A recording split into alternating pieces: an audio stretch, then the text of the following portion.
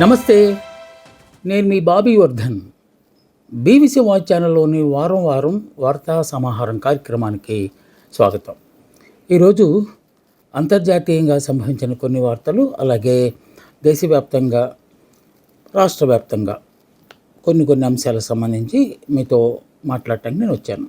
వాటిల్లో ఒక విషాద వార్త ప్రపంచం మొత్తాన్ని ఆకర్షించిన వార్త ఇది. లాటిన్ అమెరికన్ దేశాల్లో ఒకానొక దేశమైన వెనిజులా జంట భూకంపాలతో కంపించిపోయింది. వేల మంది ప్రాణాలు కోల్పోయారు, లక్షల మంది నిరాశ్రులయ్యారు. అక్కడ శిథిలాల కింద ఉన్న క్షతగాత్రులను బయటికి తీయడానికి అనేక బృందాలు పనిచేస్తున్నప్పటికీ అక్కడి ఆహాకారాలు ఆకాశాన్ని అంటుతున్నాయి. బిడ్డలను కోల్పోయిన అమ్మలు రోదిస్తున్న సంఘటనలు విషాదాన్ని కలిగిస్తున్నాయి. ప్రపంచవ్యాప్తంగా ఈ అంశం పట్ల, ఈ దుర్ఘటన పట్ల సహాయం చేయడానికి ముందుకొచ్చినా కూడా పోయిన ప్రాణాలను తీసుకురావడం చాలా కష్టం. ఇప్పటి వరకు 2000 మృతదేహాలు మాత్రమే బయటికి తీశారు. దాదాపు 50,000 మంది ప్రాణాలు కోల్పోయి ఉంటారని అంచనా వేస్తున్నారు. ఇది వెంటనే అతి తీవ్రమైన భూకంపాలు రావడంతో దేశం మొత్తం అతలాకుతలం అయిపోయింది. ప్రజలందరూ వీధుల్లోకి పరుగులెత్తి ఆహాకారాలు చేస్తూ తమ ఆవేదనను వ్యక్తం చేస్తున్నారు. ఈ విపత్తుకు ప్రపంచ దేశాలు బాగానే స్పందించాయనిపిస్తోంది. మన దేశం అయితే చాలా గొప్ప పని చేసినట్టుంది. 2 వైమానిక విమానాల్లో చాలా సామాగ్రిని, అంటే ఆహారం కానీ, అలాగే మందులు కానీ పంపించింది. అలాగే ఒక డాక్టర్ల బృందాన్ని కూడా మన దేశం అక్కడికి పంపించింది. ఇంకా సాయం కావాలంటే చేస్తామని కూడా హామీ ఇచ్చింది. అమెరికా $150 మిలియన్ సాయం చేయడానికి ముందుకొచ్చింది. అలాగే ఐక్యరాజ్య సమితి కూడా ఈ సహాయాన్ని అందించడానికి అంగీకారాన్ని తెలిపింది. ఇక చాలా దేశాలు తమ ఆపన్న హస్తం అందించడానికి ముందుకొచ్చాయి. అయితే ఇంత విపత్తు ఈ శతాబ్దంలో జరగలేదని దీన్ని అంచనా వేస్తున్న నిపుణులు అంటున్నారు. భూకంప తీవ్రతకు దాదాపు 300 మల్టీ స్టోరీడ్ బిల్డింగ్లు కుప్పకూలిపోయాయని, దాంట్లో వేల మంది ప్రజలు ఉండే ఆస్కారం ఉందని చెప్పి అంతర్జాతీయ నిపుణులు అంచనా వేస్తున్నారు. ఇప్పటికైతే ఒకసారి అయితే 50,000 మంది ప్రాణాలు కోల్పోయి ఉండొచ్చు అని ప్రకటించింది ప్రభుత్వం. అలాగే 1,00,000 పైనే ప్రాణాలు కోల్పోయి ఉండొచ్చు అని చెప్పి అనుమానాన్ని వ్యక్తం చేస్తుంది. దాదాపు 70 లక్షల మంది నిరాశ్రులైపోయారు. వాళ్ళందరూ సమీపంలోని పార్కుల్లో తలదాచుకుంటున్నారు. బిడ్డలను కోల్పోయిన అమ్మలు ప్లకార్డులను పట్టుకుని మా బిడ్డలను మాకు ఇవ్వండి అని చెప్పి వీధుల వెంట తిరగడం అనేది గుండెలను పిండేసే ఒక దృశ్యంలాగా అక్కడ కనిపిస్తుంది. Spain, Germany, France, Netherland, Mexico, Israel లాంటి దేశాలు వీళ్ళకు సహాయం చేయడానికి ముందుకొచ్చాయి.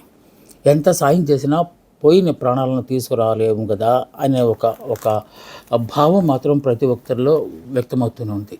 అమెరికా సైతం గతంలో ఆ దేశ అధ్యక్షుడిని కిడ్నాప్ చేసి అజ్ఞాతంలో ఉంచిన ఆ దేశం సైతం ఇప్పుడు ఈ విపత్తుకు సాయం చేయడానికి ముందుకు వచ్చిందంటే ఈ విపత్తు ఎంత భయంకరంగా ఉన్నదో మనం ఇందాక అనుకున్నట్టు ఈ శతాబ్ద కాలంలో ఇంత పెద్ద భూకంపం ఎక్కడ రాలేదని మాత్రం ప్రజలు అనుకుంటున్నారు.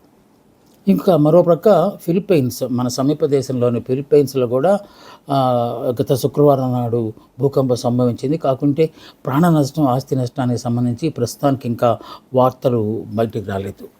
ఇది అంతర్జాతీయానికి సంబంధించిన ఒకనొక విషాద వార్త. ప్రకృతి విలయం ఎప్పుడు ఏ రూపంలో వస్తుందో తెలియని పరిస్థితి.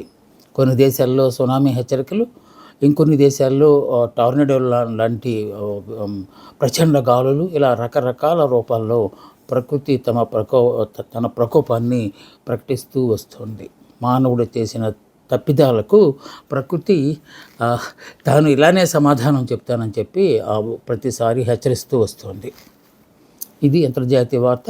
ఇంకా మన రాష్ట్రానికి సంబంధించి సంచలనం సృష్టించిన సాయి కృష్ణ కస్టోడియల్ డెత్కి సంబంధించి రాష్ట్ర ప్రభుత్వం అనేక వైపుల నుంచి ప్రెషర్ రావడంతో, లేకపోతే అనేక విమర్శలు రావడంతో ప్రత్యేక దర్యాప్తు బృందాన్ని, అంటే ఎస్ఐటిని ఏర్పాటు చేసింది. నాగరాజు మీద సిఐ నాగరాజు మీద కస్టోడియల్ డెత్ చేసినందుకు ఆ నేరాన్ని, హత్యా నేరాన్ని మోపుతూ అతన్ని అరెస్ట్ చేశారు. ఇక దర్యాప్తు ప్రారంభించిన సెట్ అతన్ని అదుపులోకి తీసుకుని అనేక ప్రశ్నలు వేసింది. అయితే నాగరాజు ఏ ప్రశ్నకు సరైన సమాధానం చెప్పట్లేదని మాత్రం లీకులు వస్తున్నాయి. ఈ కేసుకు సంబంధించి నాగరాజు అనేవాడు ఒక్కడే కాదు, ఇంకా చాలామంది దీని వెనక ఉండుంటారు అని చెప్పి అటు ప్రతిపక్ష వైఎస్ఆర్ కాంగ్రెస్ పార్టీ ఎప్పటి నుంచో యాగి చేస్తున్నప్పటికీ ఈ సాయి కృష్ణ అమ్మ కూడా మరో పిటిషన్ వేశారు, అనుబంధ పిటిషన్ను కోర్టులో వేశారు. ఈ సిట్ అనేది ప్రభుత్వం ఏర్పాటు చేసింది కనుక పోలీసులే హత్య చేసి పోలీసులే మళ్ళీ దర్యాప్తు చేయటం అంటే మాకు అంతగా నమ్మకం లేదు. పూర్తి వివరాలు రావాలంటే దీన్ని సిబిఐ చేత విచారణ జరిపించాలని ఆమె కోరుతున్నారు. ఈ అంశం కూడా చాలా చాలా కలకాలం సృష్టిస్తూ వస్తుంది. ఒక దశలో ఇది కాపు సామాజిక వర్గం మీద జరిగిన దాడిగా ఒక కోణం తీసుకున్నప్పటికీ ఇప్పటికీ కొంతమందిని అదుపులోకి తీసుకున్నట్టుగా కనిపిస్తోంది. సిఐ నాగరాజుకు సహకరించిన 2 కానిస్టేబుల్, మరో ప్రైవేటు వ్యక్తిని కూడా ఈ కేసుకు సంబంధించి కీలకమైన నేరస్తులుగా భావిస్తూ వాళ్ళని కూడా అదుపులోకి తీసుకున్నారు. వీళ్ళే ఈ కృష్ణలంక పోలీస్ స్టేషన్కి సంబంధించి దందాలన్నీ చేస్తూ ఉంటారని, లాడ్జిల మీద దాడులు చేయటం, అలాగే రెస్టారెంట్ల మీద దాడులు చేయటం, బారుల మీద దాడులు చేయటం, రౌడీ షీటర్లను పట్టుకురావటం, వాళ్ళని చిత్రహింసలు పాలు చేయటం, ఇవన్నీ సిఐ నాగరాజు ఆధ్వర్యంలో ఈ 3 వ్యక్తులు చేస్తూ ఉంటారని చెప్పి ఆయన కానిస్టేబుల్ అశోక్, నాని, అలాగే ఇంకో ప్రైవేట్ వ్యక్తి సురేష్ అనే ఇంకొక వ్యక్తి కూడా ఈ సిఐ చేసే దందాలో కీలకమైన పాత్రలు వహిస్తారని, వాళ్ళే డబ్బులు కూడా వసూలు చేస్తుంటారని లాడ్జీల దగ్గర నుంచి, అలాగే బార్ షాపుల దగ్గర నుంచి అనే ఆరోపణలు వచ్చాయి. ఇక ప్రస్తుతానికి ఈ కేసు మలుపులు తిరుగుతూ సిబిఐ ఎంక్వైరీకి కావాలని అడిగేదాకా వెళ్ళింది. ఇది ఇలా ఉంటే జాతీయ మానవ హక్కుల కమిషన్ కూడా ఈ కేసు పట్ల చాలా సీరియస్ అయినట్టుగా కనిపిస్తోంది. స్వయంగా ఆంధ్రప్రదేశ్ డీజీపీకి, అలాగే రాష్ట్ర ప్రభుత్వానికి, విజయవాడ పోలీస్ కమిషనర్కి నోటీసులు జారీ చేసింది. మాకు వారం రోజుల లోపు సమగ్ర నివేదిక అందించాలని ఈ కేసుకు సంబంధించి ఎన్హెచ్ఆర్సీ కోరినట్టుగా కూడా వార్తలు వచ్చాయి. సో ఏదేమైనా మరో కేసు కూడా నాగరాజు మెడకు చుట్టుకునేలా కనిపిస్తుంది. చుట్టుకున్నది ఆల్రెడీ. క్రాంతి కుమార్ అనే ఒక దళిత యువకుడు నాగరాజు తాలూకు హెరాస్మెంట్ నేను భరించలేకపోతున్నాను, అందుకే ప్రాణాలు తీసుకుంటున్నాను, నా చావుకు నాగరాజే కారణం అని చెప్పి వీడియో సందేశంలో వాంగ్మూలం ఇచ్చి తాను కూడా పురుగుల మందు లేకపోతే గుడికెళ్తా మింగేసి ప్రాణాలు కోల్పోయిన సంఘటన కూడా తెలిసింది. ఇది కూడా రాష్ట్ర వ్యాప్తంగా సంచలనాలు సృష్టిస్తున్నది. లాకప్ డెత్తులు కొత్తగా ప్రారంభమయ్యాయి. గతంలో ఉండేవి కానీ ఇప్పుడు ఈ మధ్యకాలంలో లాకప్ డెత్తులు అంతగా లేవు. ఇప్పుడు మళ్ళీ అవి బయటకు వస్తున్నాయని చెప్పి సమాచారం మాత్రం ఉంది. ఇక అయోధ్య గుడిలో దొంగలు పడ్డారు. ఈ వార్త కూడా పెను సంచలనం సృష్టిస్తుంది. అత్యంత ప్రతిష్టాత్మకంగా భావించి అత్యున్నత న్యాయస్థానం ద్వారా కేసు గెలుచుకుని రామ మందిర నిర్మాణాన్ని చేపట్టారు. దాన్ని ఒక ప్రత్యేక ట్రస్ట్ ఆధ్వర్యంలో నిర్వహిస్తున్నారు. అయితే ఈ మధ్యకాలంలో దాని మీద లెక్కపక్క లేకపోవడంతో బంగారు ఆభరణాలు, వెండి ఆభరణాలు మెల్లమెల్లగా కైంకర్యం చేస్తున్నారు కొంతమంది. సో ఈ మధ్యకాలంలో కొంత అనుమానం వచ్చి అసలు ఏం జరుగుతుంది అనే దాన్ని పరిశీలిస్తే ఆ గుడిలో పనిచేస్తున్న ఆ దేవాలయంలో పనిచేస్తున్న 6-7 కలిసి ఈ దొంగతనాలకు పాల్పడుతున్నట్టుగా తెలుస్తుంది. వాళ్ళు చాలా విచిత్రమైన పోకడపోతున్నారు. సీసీ కెమెరాలకు అడ్డుగా నిలబడి ఆ ఆభరణాలను తీసుకొని వస్త్రాల్లో చుట్టి బాత్రూముల్లో దాచేస్తున్నారు.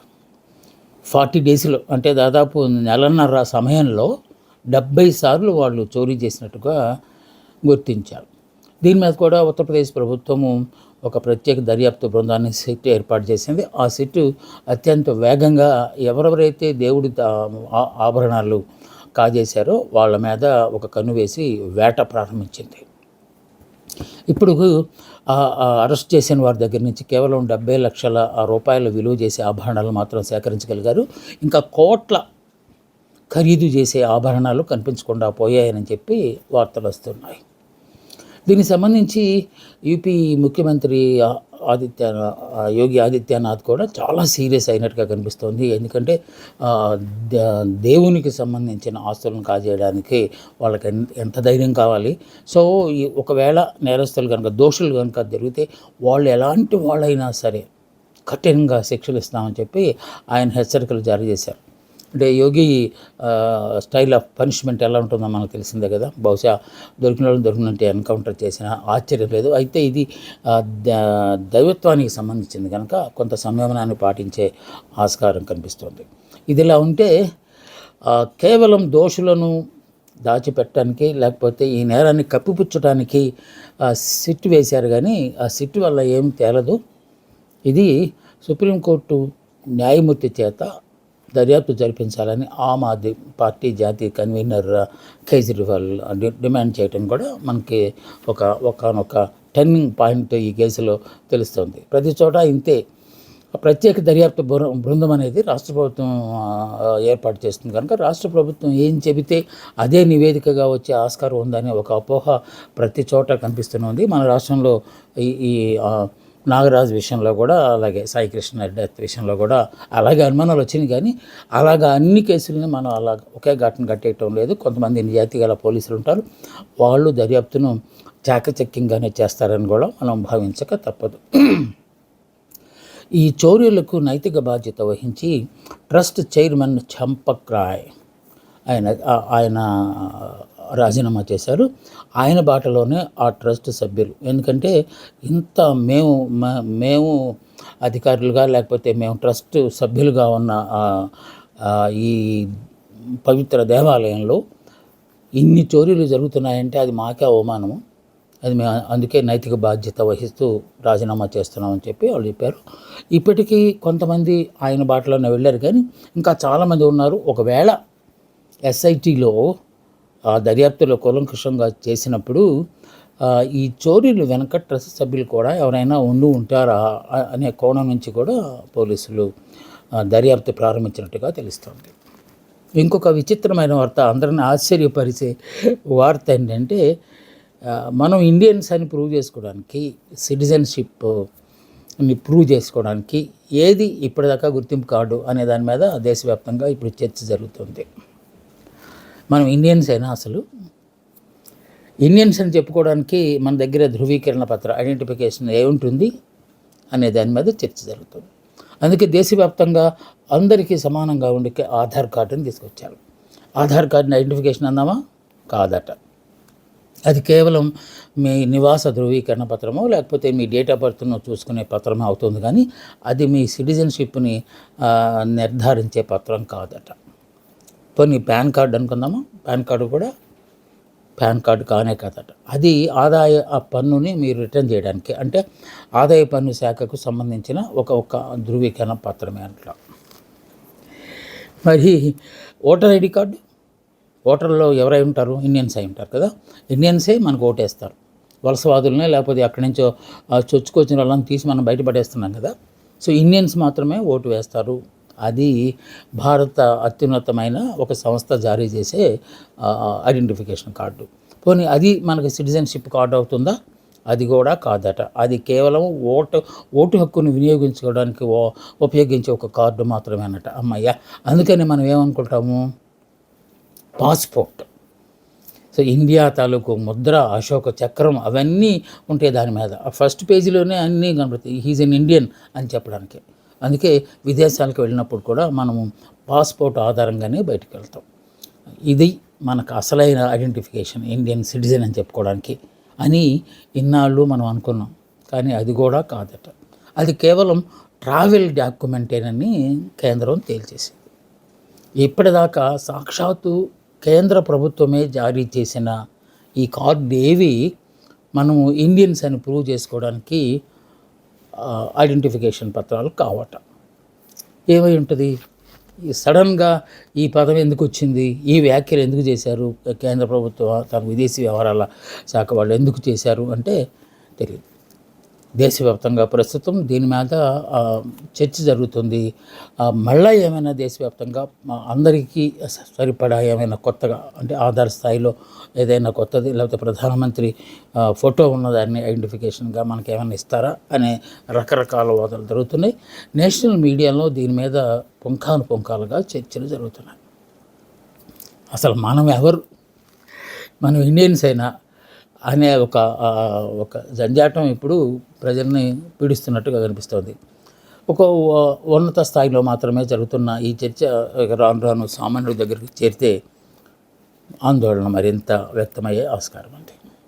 ఇది ఇంకొక వార్త, ఇది కూడా కొంచెం విషాద వార్త కింద లెక్క. ఆపరేషన్ సింధూర్ పహల్గాం దాడికి పర్యవసానంగా భారత సైన్యం చేపట్టిన ఆపరేషన్ సింధూర్ పాకిస్తాన్ పేచమణచడానికి, పాకిస్తాన్ టెర్రరిస్ట్ స్థావరాల మీద అకస్మాత్తుగా దాడులు చేసి వాళ్ళకు భారత్ అంటూ ఏంటో చూపించడానికి చేసిన ఆపరేషన్ సింధూర్లో అమరులైన కొంతమంది పేర్లను భారత ప్రభుత్వం అధికారికంగా ప్రకటించింది. ఎన్నాళ్ళు సంఖ్య చెబుతూ వచ్చింది, కాకుంటే కొంత రహస్యాన్ని పాటించింది. ఎందుకంటే సైన్యంలో ముఖ్యంగా రక్షణ మంత్రిత్వ శాఖలో దీనికి సంబంధించి కొంత ప్రైవసీని మెయింటైన్ చేశారు. దానికి కూడా ఒక ప్రధానమైన కారణం ఉంది. సైనికుల తాలూకు నైతిక స్థైర్యం తగ్గించకుండా ఉండడం కోసం అని చెప్పి వాటిని కొంతకాలం గుప్తంగా ఉంచినట్టుగా కనిపిస్తుంది. ఇప్పుడు వాళ్ళ పేర్లను అధికారికంగా అనౌన్స్ చేశారు. Subedar Pavan Kumar, lance Naik Dinesh Kumar, rifleman Sunil Kumar, Agniveer Murali Naik మన రాష్ట్రానికి చెందిన బాబు, అలాగే హవల్దార్ సునీల్ కుమార్ సింగ్ అనేవాళ్ళు ఆపరేషన్ సింధూర్లో అమరులైనట్టుగా కూడా తెలుస్తోంది. సో ఇండియా గేట్ దగ్గర ఉన్న స్మారక అమరవీరుల స్మారక స్తూపం సమీపంలోనే గోడ మీద వీళ్ళ పేర్లను కూడా అమరులు, ఈ దేశానికి ప్రాణత్యాగం చేసిన వ్యక్తులు అని చెప్పేలాగా పేర్లు వాళ్ళ శిలాఫలకాలను పెట్టడానికి ప్రభుత్వం నిశ్చయించింది. ఇది వాళ్ళకి ఈ దేశం ఇస్తున్న నివాళిగా కూడా భారత్ భావిస్తోంది. ఇవి ఇవాళ 1, 2, 3 విషాద వార్తలతో పాటు మరికొన్ని సంచలనాల గురించి కూడా చేసిన వార్తా సమాహారం. మళ్ళీ వచ్చే వారం మరిన్ని వార్తలతో నేను మీ ముందుకు వస్తాను. అందాక సెలవు. నమస్తే, మీ బాబీ వర్ధన్.